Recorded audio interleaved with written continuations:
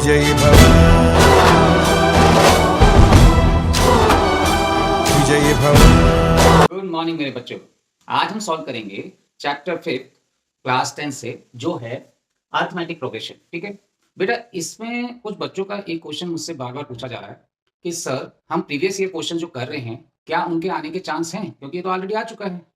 बेटा हर साल पिछले जो प्रीवियस ईयर्स के क्वेश्चंस होते हैं उनसे कुछ ना कुछ क्वेश्चन जरूर रिपीट होते हैं, और अगर रिपीट नहीं होते हैं तो वो आपको एक ऐसा प्रैक्टिस दे देते हैं कि सीबीएसई किस टाइप के क्वेश्चन पूछ रहा है आपको बहुत अच्छे से पता चल जाता है, और आप अपने स्टडी मटेरियल को उस हिसाब से बहुत ही सही तरीके से एडजस्ट कर सकते हो कि कौन से क्वेश्चंस आपको किस टाइप के क्वेश्चंस पे ज़्यादा ध्यान देना है और कौन से क्वेश्चंस पे नहीं ध्यान देना है।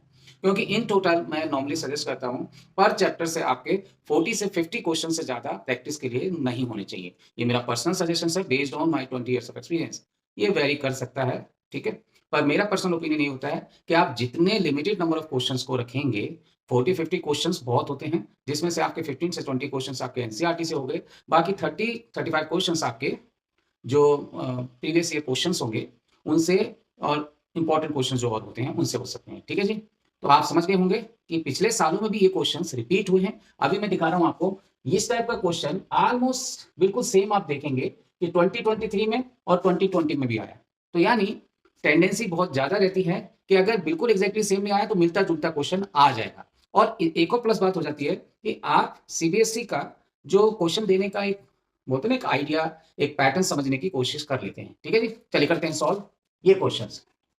ये 2023 में आया था, जिसमें 3 जो नंबर्स हैं, 3 कंसेक्यूटिव टर्म्स ऑफ एपी दिए हुए हैं और वैल्यू ऑफ एक्स हो रहा है। तो बहुत सिंपल क्वेश्चन है बेटा। कैसे? आपने कुछ नहीं करना था, आपको पता है कि अगर a1 a2 a3 3 एपी की टर्म्स दी हैं तो जो a2 माइनस a1 होगा वो a3 माइनस a2 यानी जो कॉमन डिफरेंस होता है वो सेम आएगा। बस इसी कंसेप्ट को यहाँ अप्लाई कर दीजिए। जो आपका a1 सपोज ये है, a2 ये है और a3 ये हो गया, तो a2 यानी 2x प्लस 9 में से आप सिंपली x को माइनस कर दीजिए और ये इक्वल होगा 4x प्लस 3 यानी a3 में से आप a2 को माइनस कर दीजिए। ठीक है जी, ये a2 है, तो आपका आएगा 2x प्लस 9। ब्रैकेट जरूर लगाना बेटा, माइनस के बाद साइन बदलेंगे यहाँ पर। तो आपका आएगा 4x plus 3 minus 2x minus 9, और लेफ्ट हैंड साइड में आएगा 2x प्लस 9 माइनस x। यहाँ पर x में से x गया तो बचा आपका x प्लस 9, और यहाँ पर 4x में से 2x गया तो आपका बचा 2x माइनस 6। सारे x और नंबर एक ही तरफ ले आइए। आप पहले भी ला सकते थे, अब भी ला सकते हैं। तो क्या आएगा आपका x माइनस 2x एक तरफ आ गया और नंबर को एक तरफ ले जाइए, माइनस 6 माइनस 9। अब यहाँ पर आएगा आपका माइनस x, यहाँ माइनस 15, माइनस को माइनस से कैंसिल आउट करिए, x की वैल्यू 15 जो आपका ऑप्शन है डी। तो लेस देन 1 मिनट में आराम से ये क्वेश्चन सॉल्व हो सकता था। सिमिलर कंसेप्ट का क्वेश्चन 2020 यानी 3 साल पहले भी आया था। देखिए यहां पर भी जो 3 टर्म्स दे रखे हैं वो एक एपी में है, तो वही सेम कंसेप्ट लगेगा कि a2 minus a1 equals to a3 minus a2। ठीक है जी, आप लगाइए यहाँ पर a2 आपका यहाँ पर a1 है ये, a2 है ये और a3 हो गया ये। तो आपने कंसेप्ट लगाया x प्लस 10 माइनस 2x, है ना, बिल्कुल सेम टू सेम, और 3x plus 2 minus x plus 10। ठीक है जी, तो इन क्वेश्चंस को देखकर आप आराम से बोल सकते हैं, जो बच्चे पूछते हैं कि सर क्या प्रीवियस ईयर क्वेश्चंस रिपीट होने का या सिमिलर टाइप के क्वेश्चन आने का पॉसिबिलिटी है? ऑफ कोर्स है। तो अच्छे से प्रैक्टिस करिए।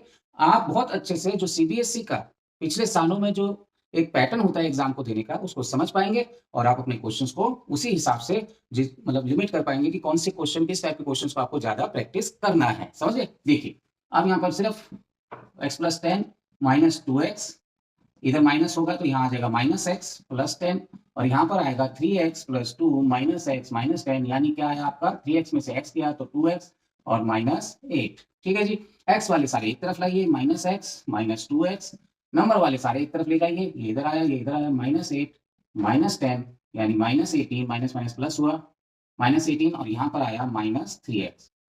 एक्स एक्स माइनस से माइनस कट करिए, 3 से 18 को कट करिए, x की वैल्यू आ गई 6।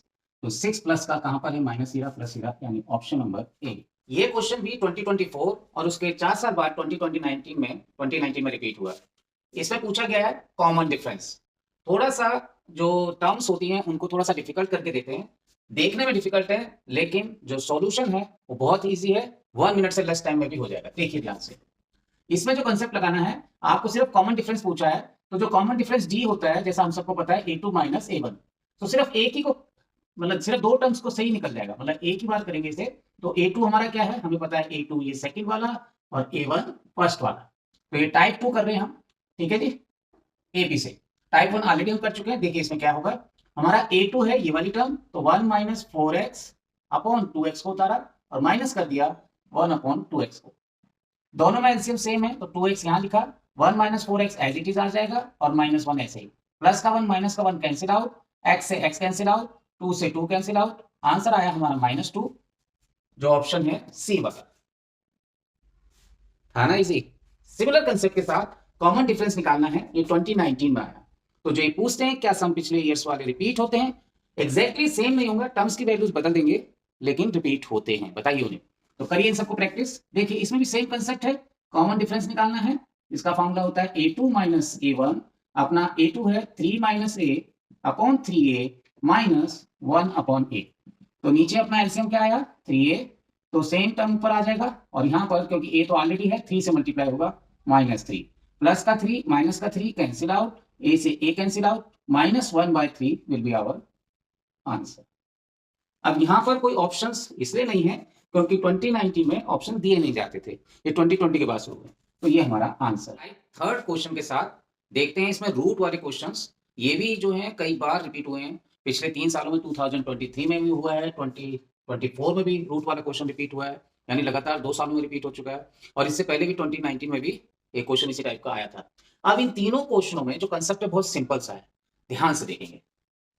√18, √50, √98, ये 3 टर्म्स दिए हैं और पूछा है नेक्स्ट टर्म ऑफ एपी बताइए, ठीक है जी। तो आपने करना क्या है, अगर हम इसे देखेंगे तो ये हमें एपी में दिख नहीं रहा है, √18, √50, √98, तो ध्यान से देखिए, इसको आप जब एलसीएम करेंगे या प्राइम फैक्टर करेंगे कह सकते हैं, तो प्राइम फैक्टर में ये आपको इस तरीके से आप लिख सकते हैं 2 इंटू 2, 3 इंटू 3, और इसको लिख सकते हैं 2 इंटू 5 इंटू 5, एंड इसको लिख सकते हैं 2 इंटू 2 इंटू 7,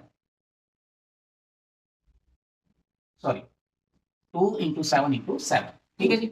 सर ये कैसे आया, आप कुछ नहीं करिए, मान लीजिए सपोज आपको 18 का निकालना है, यहाँ पे लीजिए प्राइम फैक्टर जैसे करते हैं 2 9 8 3 3 3 9, तो आपको मिल गया 2 इंटू 3 इंटू 3, सिमिलरली 50 का करिए और 90 का। इसके बाद जो पेयर बाहर आ सकते हैं आपको पता ही है, तो यहाँ पर क्या आ जाएगा आपका 3√2, ये क्या बन गया 5√2, ये क्या बन गया 7√2।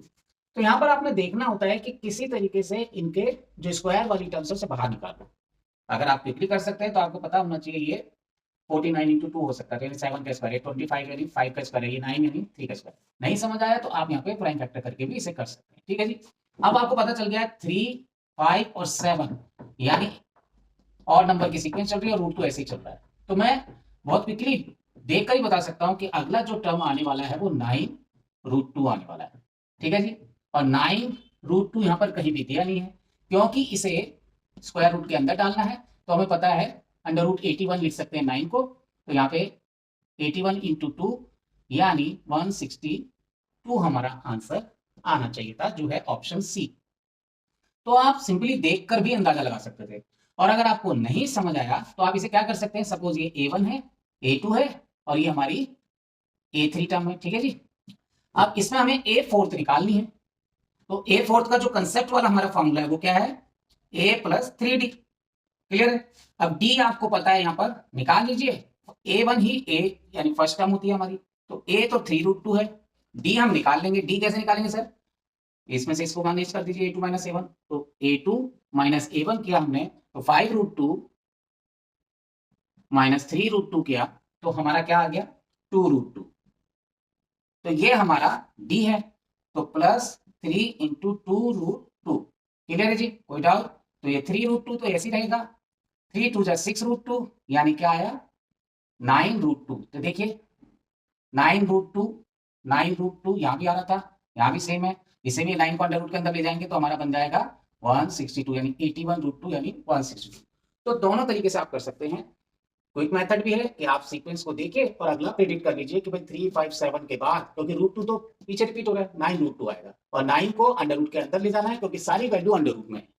ठीक है, तो इसीलिए हमें इसे अंदर ले जाना पड़ा। तो 9 अंडर रूट के अंदर जब जाएगा तो 81 बनेगा क्योंकि 81 का स्क्वायर रूट 9 होता है। तो 81 लिखते ही हमारा आंसर आ जाएगा 162। सेम कंसेप्ट यहाँ पे करिए, आपको देखते पता चल जाएगा अगली टर्म क्या आने वाली है। ठीक है जी, तो सॉल्यूशन में देखिए रूट 7 ऐसे ही लिखेंगे, इसको प्राइम फैक्टर, अब हमें तो पता है ये 2 रूट 7 आने वाला है और ये 3 रूट 7 कैसे आए सर, आप 28 को तोड़ेंगे 2 14 2 7, ठीक है, तो यानी आपका फैक्टर आए 2 इंटू 2 इंटू 7, तो 2 बाहर आ जाएगा 28 की जगह। ठीक है जी, और इसी तरीके से क्योंकि अंडर रूट 28 की जगह जब हम लिखेंगे 2 इंटू 2 इंटू 7, तो ये पेयर बन के बाहर आ जाएगा, तो क्या बनेगा 2 रूट 7। इसी तरीके से आप जब रूट 63 को लिखेंगे, 63 के प्राइम फैक्टर कर लीजिए, तो कैसे ये आंसर आया देख लीजिए। 63 का भी सेम मेथड, तोड़िए इसे 63 को, किस पे जाएगा 3 पे। एक मिनट, तो तोड़ेंगे यहाँ पर, तो 3 का क्या आया 3 2 6 3 1 3 3 7 21, यानी हमारा 63 के जो प्राइम फैक्टर आए ये 28 के आए थे और ये 63 के आ गए। तो आप प्राइम फैक्टर मेथड से भी कर सकते हैं, आपको आराम से, और अगर आप थोड़ा सा क्विक हैं तो देख के भी पता चल जाएगा बहुत इजीली। तो आप प्रैक्टिस करते रहिए, फिर आपको देख के समझ आ जाएगा कि कौन किसका रूट है। ठीक है जी, यहाँ पे देखेंगे तो हमारा आया 3 इंटू 3 इंटू 7, 3 पेयर भाग उनके निकल जाएगा 3 रूट 7। तो इस तरीके से 63 की जगह हम रूट 63 की जगह ये लिख सकते हैं और रूट 28 की जगह।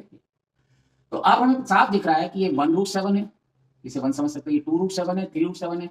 जो नेक्स्ट टर्म ऑफ एपी आने वाली है वो आने वाली है 4 रूट 7। अब लेकिन क्योंकि सारी वैल्यूज रूट के पूरे पूरे अंदर है, 4 को अंदर ले जाएंगे तो हमें पता है अंडर रूट 16 को हम 4 लिख सकते हैं। तो 4 को यानी अंडर रूट 16 लिखा जा सकता है, पूरा अंडर रूट लेंगे 16 और यहाँ पे 7 पहले से ही है 7, तो 1 1 2 अंडर रूट के अंदर हमारा आंसर आएगा, यानी ऑप्शन डी।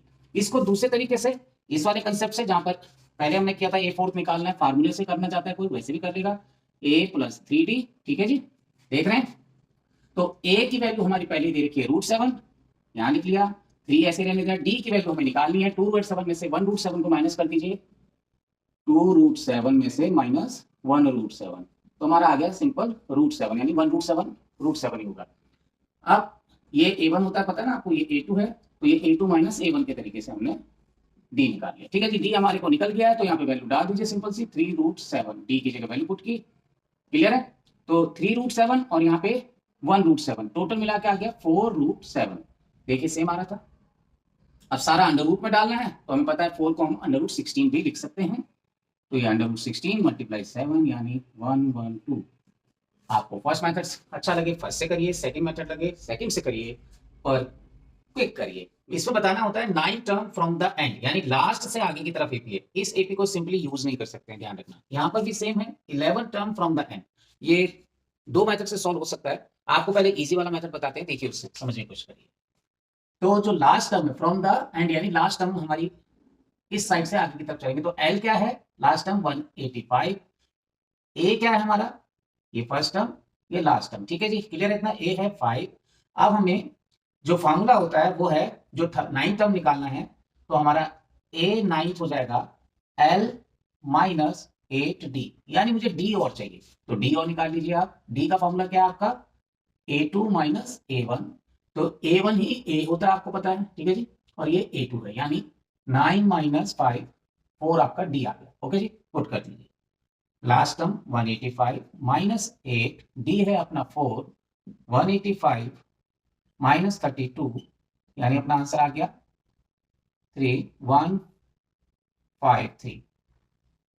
ऑप्शन कोई है नहीं, तो यही अपना, क्योंकि 2020 से पहले ऑप्शन होते नहीं थे, वेरी शॉर्ट आंसर में आया हुआ है। तो 16 में भी आया है, 2023 में भी रिपीट हुआ है, और पहले भी और क्वेश्चन में ये रिपीट हो चुका है। तो ध्यान रखना है इस टाइप के क्वेश्चन को कैसे सॉल्व करना है, बहुत ईजी मेथड है। तो आप लास्ट टर्म लिखिए और फार्मूला जो निकालना है वो टर्म लिखिए, एल माइनस जो भी टर्म है 9th निकालनी है, तो एक कम करके, क्योंकि हमारा फार्मूला ये होता है एल माइनस 80 का।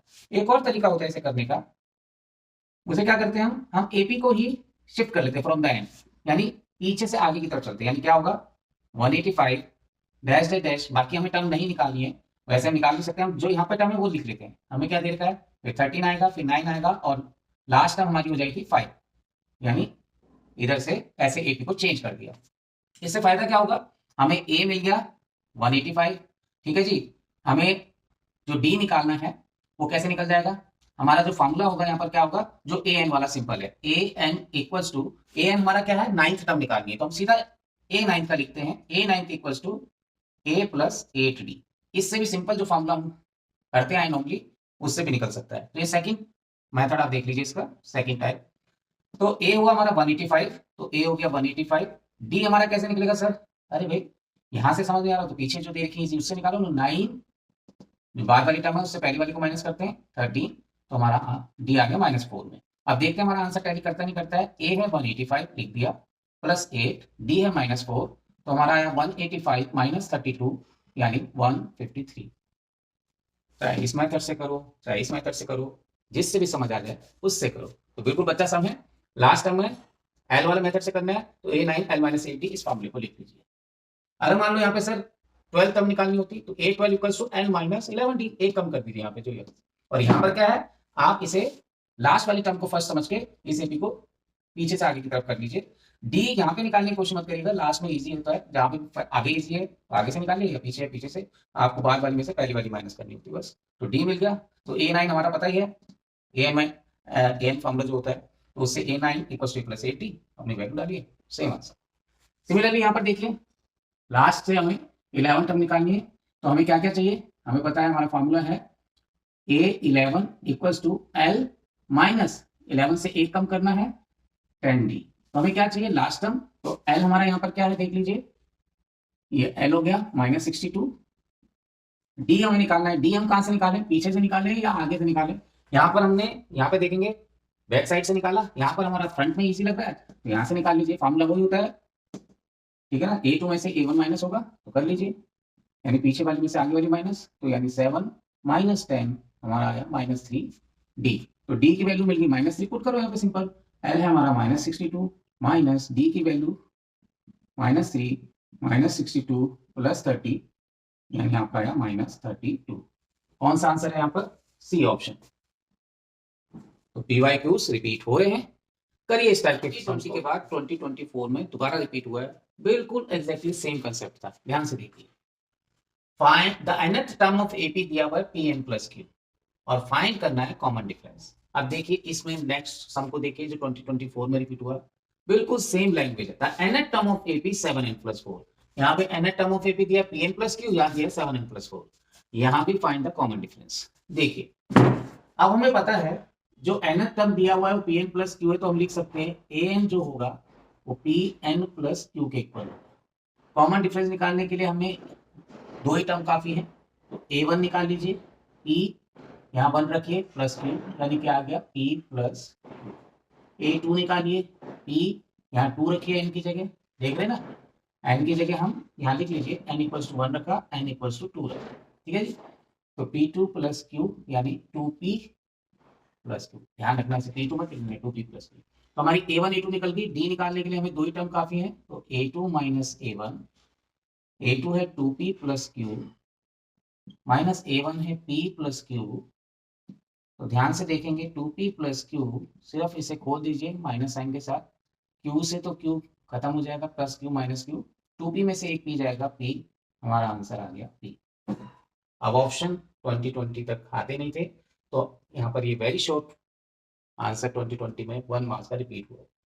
आप देखेंगे 2024 में जो सिमिलर कंसेप्ट रिपीट हुआ, 7n प्लस 4 दिया है nth टर्म, तो यानी अब हम an की वैल्यू लिख लेंगे 7n प्लस 4, सेम कंसेप्ट से n की जगह जब 1 रखेंगे तो a1 क्या हो जाएगा हमारा 7 इंटू 1 प्लस 4, यानी 7 प्लस 4 यानी 11, n की वैल्यू 2 रखेंगे तो a2 अपना क्या बन जाएगा, ध्यान से देखिए 7 इंटू 2 प्लस 4, 7 टू 14 प्लस 4 यानी 18, a1 a2 मिल गया, बस सिंपली कॉमन डिफरेंस निकालना है, तो common difference d a2 minus a1 होता है, a2 है 18 माइनस 11 यानी 7, हमारा ऑप्शन होगा सी। ज्यादातर जो क्वेश्चंस आ रहे हैं वो 2 मार्क्स 3 मार्क्स यानी ज्यादा वैल्यू के क्वेश्चंस में आ रहे हैं, तो आप जब अपनी रिवीजन करेंगे तो बहुत ध्यान से इस बात को अपने माइंड में रखेंगे रिवीजन के टाइम, कि भाई आपने जब 1 मार्क्स के क्वेश्चन की प्रैक्टिस करनी है तब तो करनी है an के ज्यादा फोकस करने हैं, और जब आपको ज्यादा वैल्यू मतलब मार्क्स वाले जो क्वेश्चन प्रैक्टिस करने हैं तो वो सम ऑफ एन टर्म्स करने हैं, ठीक है।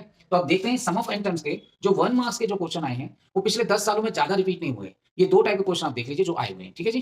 चलिए, अब हमारा जो सम ऑफ एन टर्म्स का बेटा फॉर्मूला होता है वो लॉन्ग फॉर्म में तो ये है, ठीक है ना, S N N by 2 2a plus N minus 1 D. अब जब शॉर्ट फॉर्म में एक और होता है, जब आपको फर्स्ट टर्म और लास्ट टर्म गिवन हो तो तब आपका एस एन का जो फॉर्मूला हो जाता है सम ऑफ एन टर्म्स का, एन बाई 2 तो वही रहता है ए प्लस एल, एल यहाँ पर लास्ट टर्म है, ठीक है जी। अब कुछ बुक्स में यही एस एन का फॉर्मूला एल की जगह वो ए एन लिख देते हैं बस, तो अलग अलग बुकों में तो सिर्फ ये डिफरेंस है, मतलब वही है। तो अब हम यहाँ पर देखेंगे क्या पूछा उसने, सम ऑफ फर्स्ट 100 नेचुरल नंबर्स। अब फर्स्ट 100 नेचुरल नंबर आपको पता होना चाहिए 1 2 3 4 100 तक ये होंगे। अब यहाँ पे फर्स्ट टर्म ये है तो ये हमारा ए की वैल्यू हो गई 1, ठीक है, और लास्ट टर्म ये है तो ये ए एन हो गया, ठीक है जी। ए एन मिल गया, ए मिल गया हमारे यहाँ पे पुट करने के लिए। सम ऑफ एन निकालने के लिए, सम ऑफ 100 फर्स्ट 100 नेचुरल नंबर निकालने के लिए हमें एन और चाहिए, तो 1 से लेकर 100 तक एन की वैल्यू भी कितनी है अपनी 100 ही होगी, क्योंकि कोई ज्यादा यहाँ पे कॉमन डिफरेंस का गैप नहीं है। तो हमारा सम ऑफ एन टर्म्स यानी सम ऑफ 100 टर्म्स का फॉर्मूला हम लिखेंगे, क्या हो जाएगा कि एन की जगह आप 100 पुट करते जाइए इस फॉर्मूले में, ठीक है जी, सम ऑफ एन टर्म्स वाले फॉर्मूले में इसमें। तो हमारा एन हो गया 100/2, ए हो गया 1 और ए एन हो गया 100, पुट कर दीजिए। तो यहाँ आएगा, काटिए इसे 50 और यहाँ पर आ जाएगा 101, मल्टीप्लाई करेंगे 0 यहीं आएगा 505, ये अपना आंसर। अब आपको पता है कि 2020 तक ये ऑप्शंस मिलते नहीं थे, तो अपना जो आंसर है ये वेरी शॉर्ट आंसर ही है, 1 मार्क्स का क्वेश्चन है तो 5050 होगा। अब सिमिलर कंसेप्ट यहाँ पर हमें इसमें भी यूज करना है।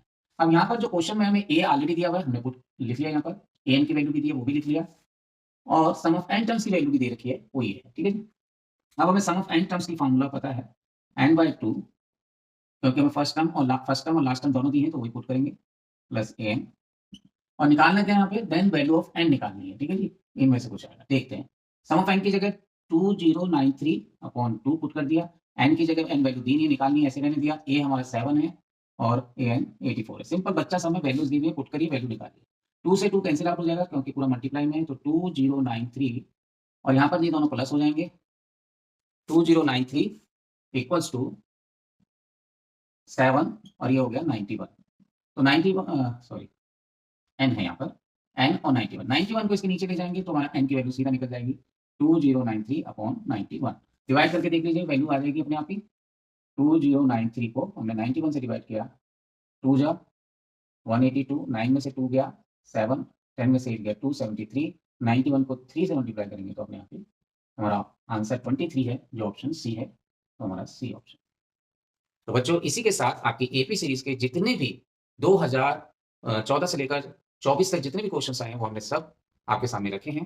तो आप देखिए किस टाइप के क्वेश्चंस ज़्यादा रिपीट हो रहे हैं। वैसे तो सभी टाइप के क्वेश्चन पिछले 10 सालों के मैंने आपके सामने रख दिए हैं। आप इनको प्रैक्टिस करिए और एनसीईआरटी के क्वेश्चंस को देखिए, आपको विजयी भव होने से कोई नहीं रोक सकता। मिलते हैं नेक्स्ट चैप्टर के साथ नेक्स्ट वीडियो में। विजयी भव।